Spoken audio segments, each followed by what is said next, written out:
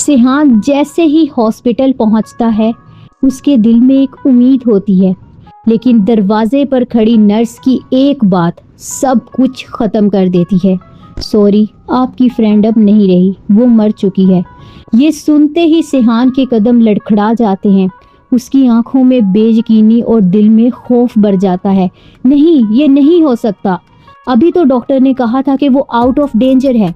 Nurse गहरी सांस लेकर सच बताती है। उनकी अंदरूनी चोटें बहुत ज्यादा थी।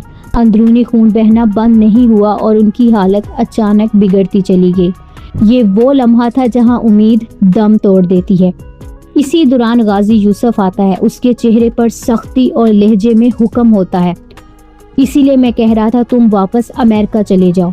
सिहान फौरन समझ जाता है और कहता है, आप ये सब लाला की वजह से कह रहे हैं ना? गाजी यूसुफ की आंखों में गुरूर चमकता है।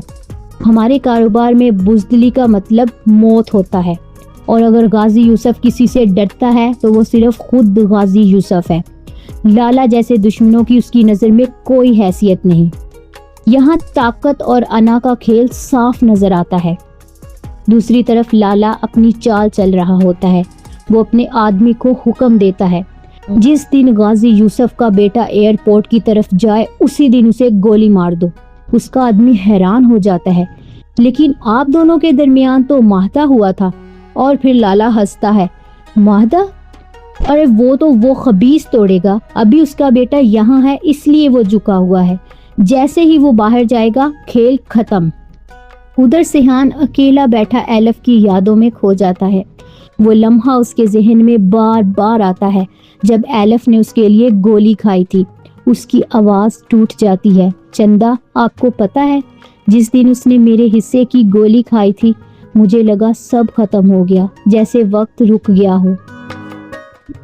ये जुमला इस कहानी की जान है, जहां मोहब्बत अपनी आखिरी हद तक दिखाई देती है। और इस कहानी का पॉजिटिव पहलू ये है कि बेलौस मोहब्बत और कुर्बानी, जबकि नेगेटिव पहलू इसी मोहब्बत की वजह से शदीद दर्द और टूट जाना। तो आपको ये प्रोमो कैसा लगा हमें कमेंट्स में ज़रूर बताएं।